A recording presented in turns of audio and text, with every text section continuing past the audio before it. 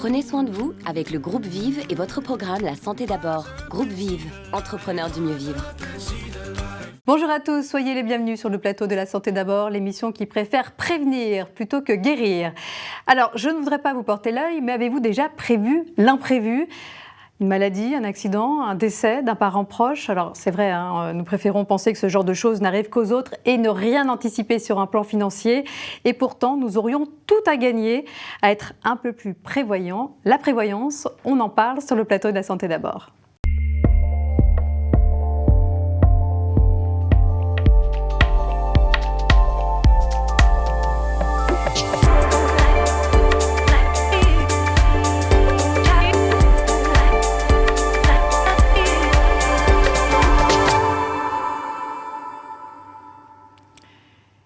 Nous sommes en France les champions de l'insouciance. Or, comme disait Léonard de Vinci, ne pas prévoir, c'est déjà gémir. Alors, pour ne pas gémir aujourd'hui, je reçois 3 champions de la prévoyance. André-Charles Puech, directeur adjoint de la direction assurance du groupe Vive. Bonjour. Bonjour. Merci d'être avec nous. Éric Jeannot, président de l'UMR, spécialiste de la prévoyance. Bonjour et merci également d'être avec nous. Et François-Xavier Albuy, économiste de la santé. Bonjour. Merci d'avoir répondu à notre invitation et de parler avec nous de ce sujet tabou. C'est vrai que nous n'aimons pas parler de ce qui fait peur et nous sommes en plus un peuple très superstitieux, ce qui pourrait expliquer que le niveau d'imprévoyance en France bat des records. Mais en introduction de cette émission, j'aimerais bien qu'on revienne déjà sur ce terme de prévoyance dont on entend finalement assez peu parler dans notre pays. Qu'est-ce que ça veut dire précisément et quelle différence avec la sécurité sociale et les complémentaires santé? C'est déjà une première forme de prévoyance, mais j'imagine pas suffisante. Oui, vous avez prononcé le mot de tabou, il est intéressant parce que pour définir la prévoyance, il faut sortir un peu du langage commun. Et nous avons eu une démarche originale à ce niveau-là. Nous avons lancé un concours d'écriture de nouvelles. Et finalement, c'est le lauréat de ce concours qui nous a donné la plus belle définition de ce qu'on peut déjà appeler l'imprévoyance. Il nous dit « L'imprévoyance, c'est prendre le risque de faire d'un événement imprévisible un drame ». Et la question après, c'est effectivement que peuvent être ces événements imprévisibles. Nous, quand on parle d'imprévoyance, on parle d'événements graves, une maladie qui amène à un arrêt de très longue durée, une invalidité, un décès, le handicap d'un proche, et qui amène à être aidant et qui bouscule la vie. Et la prévoyance, c'est essayer d'anticiper ces événements pour finalement faire que cet imprévisible, on l'apprivoise et on puisse rebondir.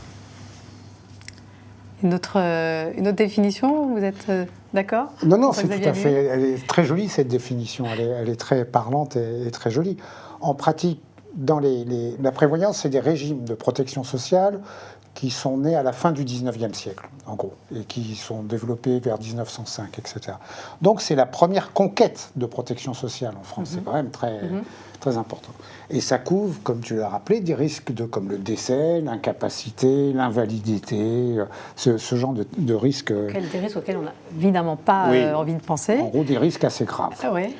Et ça s'est développé, mais ça s'est développé surtout à l'intérieur des entreprises et surtout pour les régimes de cadre. Et puis, après, ça ne s'est pas étendu. Pourquoi ? Parce que les partenaires sociaux, dans leur grande sagesse, ont préféré s'intéresser à la santé ou à la retraite et pas à la prévoyance. Bon, voilà, c'est comme ça, okay. C'est l'histoire. Donc si j'ai bien compris, dans tous les cas, ni la sécurité sociale, ni la complémentaire santé ne vont permettre de maintenir des revenus suffisants en cas de coup dur pour alors non, la complémentaire santé, c'est pas son rôle, puisqu'elle est complémentaire santé. Donc elle rembourse des soins supplémentaires, etc. Mais en cas de maladie grave, par exemple, la complémentaire santé ne va pas couvrir une invalidité. Par contre, elle couvre des choses. Au sens large de la sécurité sociale, il y a des allocations pour handicap, etc. Il y a des couvertures prises en charge des maladies graves et tout ça. Enfin, il y a plusieurs choses. Mais on est confronté à une double illusion des Français, et qui est tragique, et qui nous préoccupe. La première, c'est que les gens pensent toujours que la sécurité sociale, ça va suffire. Bien sûr. Et si j'ai un enfant handicapé, la sécurité sociale va suffire. Non, ça ne sera pas suffisant. Malheureusement, elle fait ce qu'elle peut, mais c'est pas énorme. Et la deuxième illusion, c'est j'ai un peu d'épargne, de patrimoine, j'arriverai toujours à m'en sortir. Non, quand il vous arrive un truc aussi dramatique sur le plan humain, mais aussi sur le plan financier qu'un enfant handicapé, c'est des sommes considérables et à vie. Juste ce chiffre quand même, un Français sur deux avoue ne pas savoir quoi faire financièrement en cas d'imprévu, c'est quand même beaucoup. Ils sont même nombreux à ne s'être jamais interrogés sur le sujet, hein, c'est un peu ce que vous disiez tout à l'heure. Et ce que confirme justement notre micro-trottoir que nous avons réalisé il y a quelques semaines dans les rues de Tours. Regardez.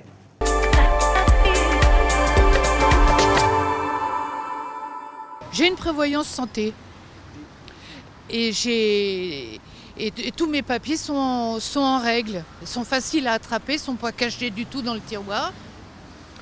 Et voilà, tout est payé, il n'y a rien à...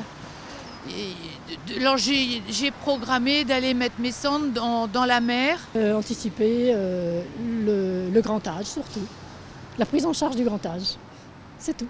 Et de quelle manière ? Eh ben, d'abord, il faut avoir de l'argent.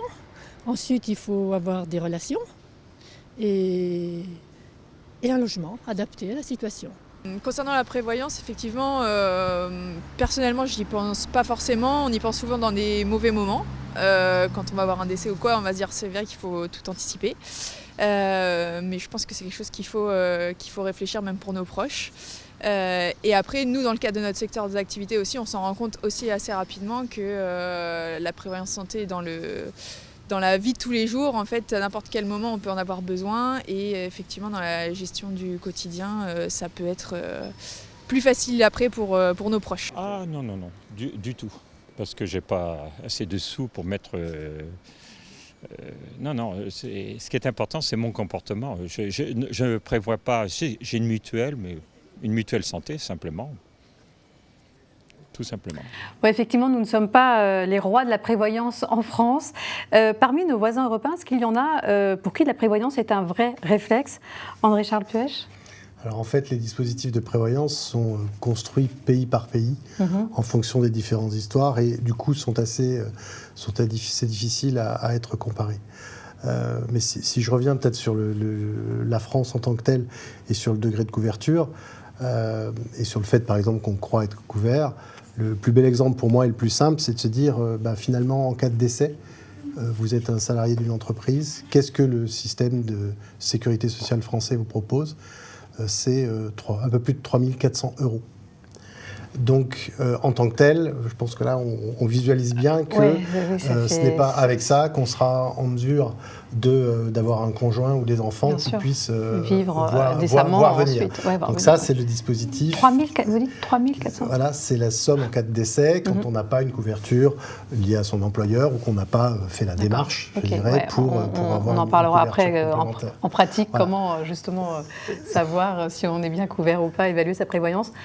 François-Xavier, justement sur le fait qu'en France, on soit aussi en retard dans ce domaine-là, que ce ne soit pas encore un réflexe, contrairement à nos voisins européens. C'est lié à notre histoire Oui, c'est lié à l'histoire des négociations sociales en France.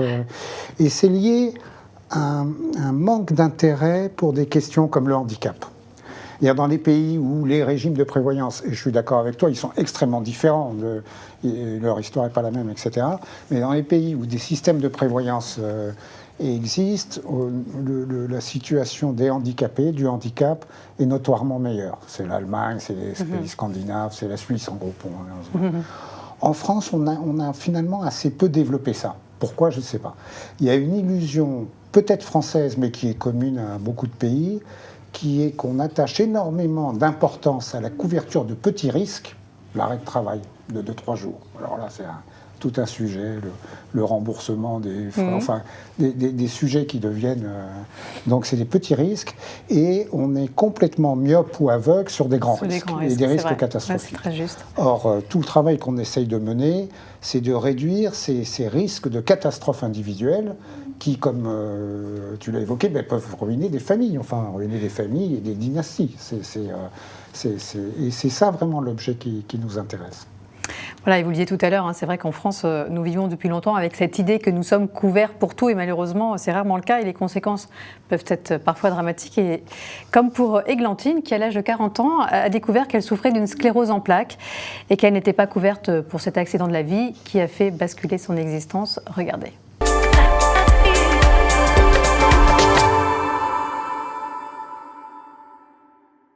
Les premiers temps, c'était la veille de mon anniversaire Et maintenant, ça fait un petit bail puisque c'était pour mes 33 ans. Et aujourd'hui, j'en ai 43 presque. Puis la maladie, elle s'est tenue tranquille quelque temps. Donc, je me trouvais pas malade. Je me rendais pas compte. Et je savais pas que je serais obligée de quitter Paris, quitter mon super appart.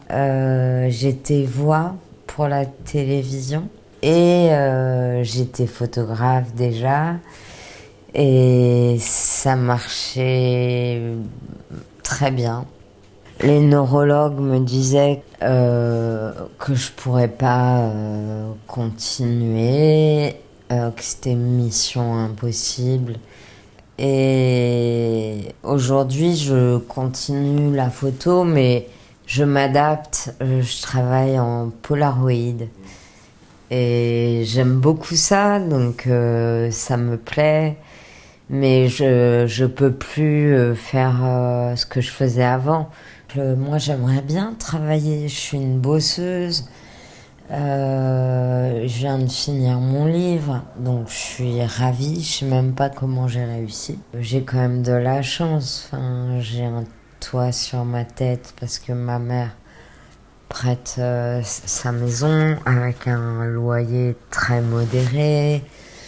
Mon chéri m'aide énormément. Mon but, c'est de parvenir à marcher avec une canne et pas être en fauteuil, parce que je dois aller revoir Orelsan en décembre. Et voilà, moi, c'est ma motivation. Il faut que j'arrive à marcher avec une canne. Bon, voilà, c'est vrai qu'Églantine est très positive, hein, puis elle dit qu'elle a la chance d'être bien entourée, mais voici un exemple d'imprévoyance qui est devenu un drame. Alors c'est vrai qu'en France, il faut reconnaître que nous sommes quand même très mal ou très peu informés sur notre couverture prévoyance, et nous attendons souvent d'être confrontés à une situation difficile pour prendre les mesures nécessaires. Qu'est-ce qu'elle aurait dû faire, Églantine, par exemple ? Ce qui est intéressant dans son témoignage, c'est aussi cette envie de rebondir. Et la plupart des gens ont envie de rebondir après un événement difficile comme celui-là. Et effectivement, quand on a été protégé et qu'on a déjà l'assise financière, voire l'accompagnement d'une mutuelle, c'est beaucoup plus facile de rebondir. Donc il faut effectivement s'interroger d'abord sur sa couverture, vérifier qu'on a une couverture éventuellement auprès de son employeur. Il faut savoir que c'est très inégal dans la société française. Les cadres du privé sont mieux protégés que, par exemple, effectivement, les ouvriers des petites entreprises, donc il y a une inégalité qui est forte. Les fonctionnaires ont une prévoyance qui est tout à fait limitée s'ils ne font pas une démarche individuelle. Donc finalement, on en parlera un peu plus en détail tout à l'heure. La première chose à faire, le système est tellement divers que le premier conseil qu'on peut donner, c'est s'interroger et regarder sur quel risque on est couvert et à quelle hauteur. Et ça, c'est vraiment le premier réflexe à avoir. On voit bien que c'est très concret, enfin, ce qu'a vécu cette dame et ce qu'elle est en train de vivre. On voit qu'il y a une souffrance physique, qu'il y a une souffrance morale évidente aussi, et qu'on rajoute à ça, par manque de prévoyance, des difficultés matérielles, une souffrance matérielle. On a mis en place maintenant des petits logiciels évaluateurs qui mettent en place différentes, notamment mutuelles, qui permettent de faciliter ce constat. Donc il faut pas, je pense qu'il ne faut pas se mettre d'obstacles à soi-même et commencer quand même à se renseigner. C'est important pour après trouver la bonne couverture. André Charles-Puech, vous êtes d'accord ? Oui, tout à fait. Et surtout c'est plus accessible aujourd'hui. Déjà, pour revenir sur le témoignage tout à fait poignant, là on est typiquement sur le cas de quelqu'un qui exerçait en indépendant. Et donc, qui avait une couverture, on va dire, si elle ne s'en est pas occupée, personne ne s'en est occupé pour elle. C'est vraiment là où le régime obligatoire en l'absence d'employeur, puisqu'elle était son propre employeur manifestement, ça veut dire effectivement qu'elle se retrouve sans revenu, avec des besoins supplémentaires, ne serait-ce que pour gérer sa maladie. Et là, elle a dû se trouver effectivement bien seule, et elle explique clairement que c'est son entourage, en fait, qui compense son besoin financier, son accompagnement psychologique. Oui, elle dit qu'elle a de la chance d'ailleurs, parce que son exactement, imprévoyance aurait pu avoir des conséquences encore plus graves. Elle aurait été plus isolée. Ouais. Finalement, elle se trouve dans le plus grand dénuement assez rapidement. Alors pour résumer tout ça, nous sommes allés poser 3 questions à Agnès Rieu. La prévoyance, pourquoi, pour qui et comment? Regardez.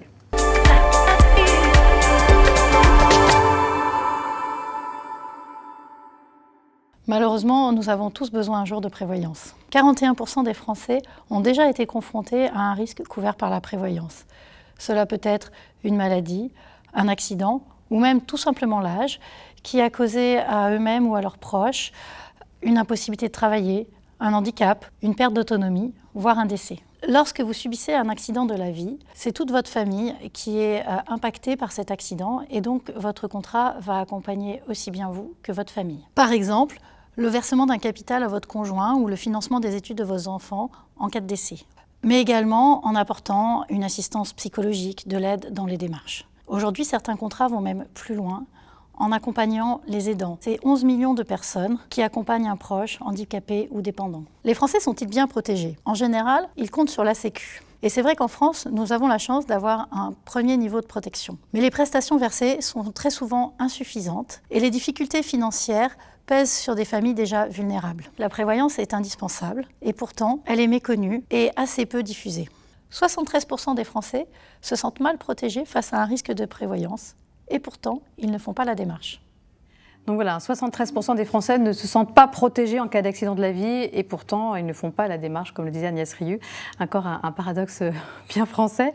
Mais j'aimerais qu'on vienne un peu plus en détail sur les conséquences concrètes de notre imprévoyance. On en a déjà un petit peu parlé, mais est-ce que, quels sont les exemples qu'on peut vraiment donner pour faire passer des messages forts? Je crois qu'au global, niveau macroéconomique, il y a plusieurs manques importants. Il y a d'abord pour la vie des gens touchés. Si c'est un enfant qui est orphelin, est-ce qu'il va pouvoir continuer dans les conditions optimales à faire ses études et ainsi de suite, etc. Si vous avez des enfants qui, malgré leurs différents handicaps, arrivent à s'épanouir dans la vie et à faire carrière, ils participent à la création de richesses globales. Ça, c'est peut-être le deuxième point.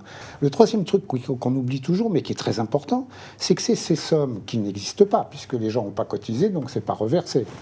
Voilà. Ces sommes qui n'existent pas, elles manquent cruellement au système médico-social.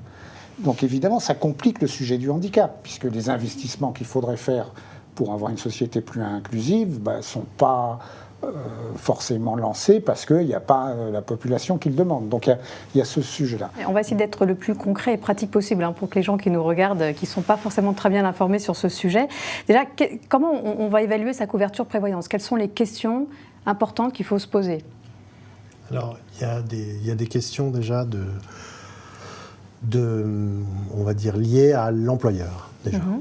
Qui sont à considérer parce qu'un certain nombre d'employeurs ont mis en place certains dispositifs. Donc alors, là, en fait, quand on est salarié, on a forcément une couverture prévoyance? Pas forcément. Là, il y a une certaine forme d'injustice. C'est-à-dire que si on est, par exemple, dans cadre salarié, on a un premier niveau de couverture que l'on n'a pas dans l'entreprise si l'on est non-cadre. D'accord, donc il y a déjà une première forme d'inégalité. Il y a déjà une première forme d'inégalité.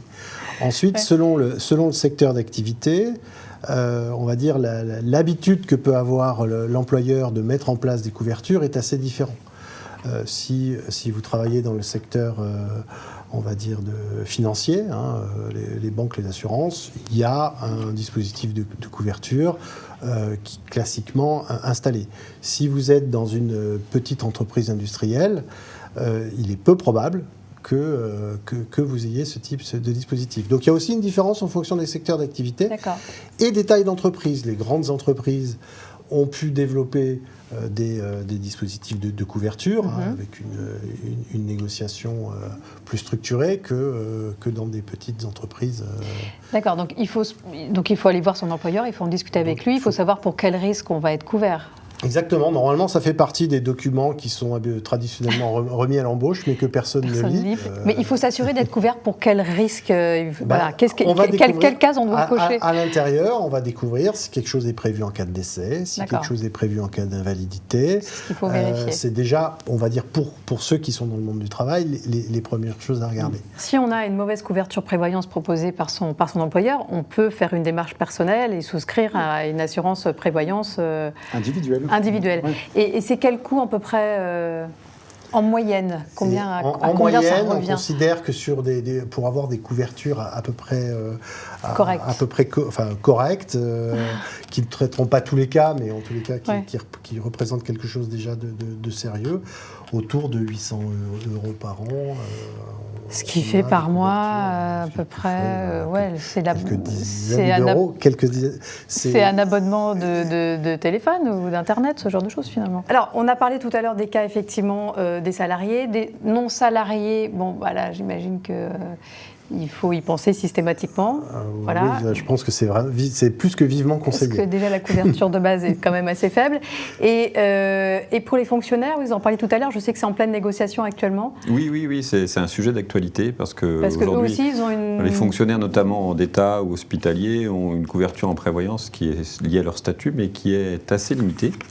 Alors bien souvent, c'est leur complémentaire santé qui fait aussi la prévoyance de manière groupée, mais c'est une démarche individuelle. Il n'y a pas de couverture aidée par l'employeur à ce niveau-là, donc ils en assument aussi le coût. Et aujourd'hui, effectivement, il y a des négociations qui sont importantes parce qu'un fonctionnaire, notamment quand il tombe en invalidité jeune, peut perdre jusqu'à 80 à 90% de ses revenus sur l'ensemble de sa vie, en fait, puisque le manque de couverture fait qu'il peut se retrouver avec une retraite de misère. Donc c'est vraiment d'abord un bon réflexe aujourd'hui de se dire est-ce que je peux me couvrir par moi-même? Est-ce que ma complémentaire fait santé et prévoyance? Et puis poser la question. Voilà, se poser la question, c'est essentiel. Et puis effectivement, on espère que dans les négociations qui ont lieu actuellement, cet aspect-là sera mieux pris en compte par l'employeur qu'est l'État dans l'avenir. Donc, contrairement aux idées reçues, être fonctionnaire, ça ne présente pas que des avantages. Sur cet aspect-là, en tout cas, en pas termes du tout, de prévoyance. effectivement. D'accord. Et puis, pour finir, l'imprévoyance, c'est vrai que ça coûte cher à notre pays. Il existe d'ailleurs un observatoire de l'imprévoyance, on n'en a pas parlé encore, mais il existe un observatoire de l'imprévoyance qui a été initié, je crois, il y a 2 ans. Alors, à combien se chiffre le coût de l'imprévoyance? Comment avez-vous calculé ce coût? On a essayé, avec beaucoup de méthodes, d'évaluer quel était le manque de couverture sur ces différents risques à l'échelle du pays. Et on arrive à des chiffres qui sont considérables, qui ne sont pas faramineux, mais qui sont quand même tout à fait sérieux, qui sont entre 12 et 15 milliards, suivant la générosité des garanties qu'on retient et des populations ciblées. Et je vous garantis que c'est un travail qu'on a fait avec beaucoup de rigueur, donc on n'a pas été munificient. On essaye d'améliorer le sort des enfants handicapés, de prévoir la situation des aidants invalides, enfin, tu vois, les différentes catégories de gens qui peuvent être en souffrance. Et on essaye de privilégier aussi tout ce qui est fait en faveur des enfants. Les rentes éducation, encore une fois le handicap, comment organiser l'inclusion de jeunes en situation de handicap, etc. Et on arrive à cette somme-là. Ce qui est quand même...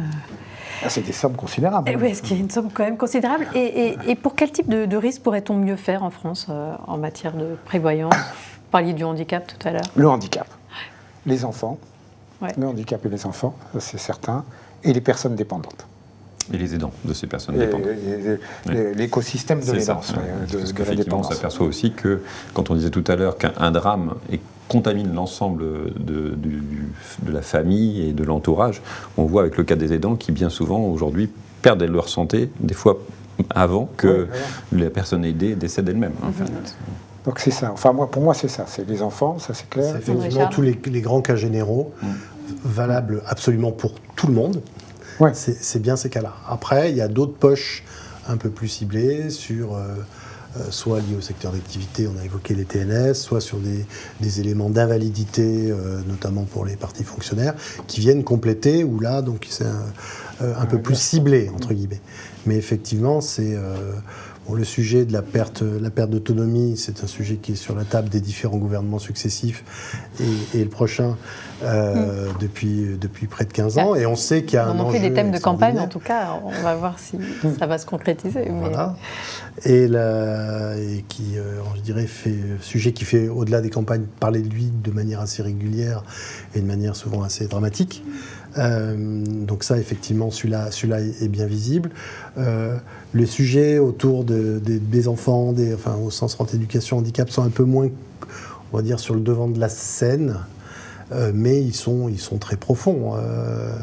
Ils sont très profonds. Et je pense que chacun d'entre nous, on connaît une famille avec un enfant handicapé qui, je dirais, modifie vraiment profondément la vie de la famille, sûr, ouais. La manière de s'organiser, et avec une angoisse profonde des parents qui est quand je ne serai plus capable de compenser.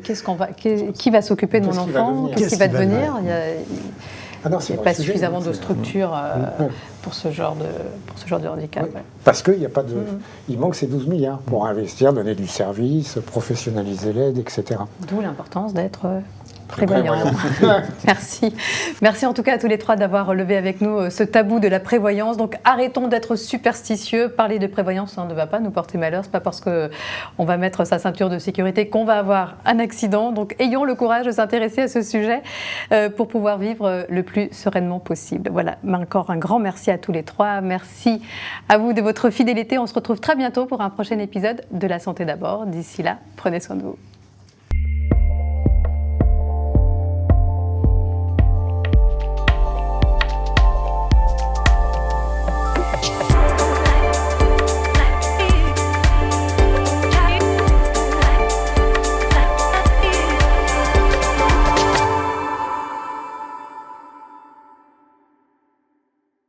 Le groupe Vive vous a présenté La Santé d'abord, le programme qui prend soin de vous. Groupe Vive, entrepreneurs du mieux vivre.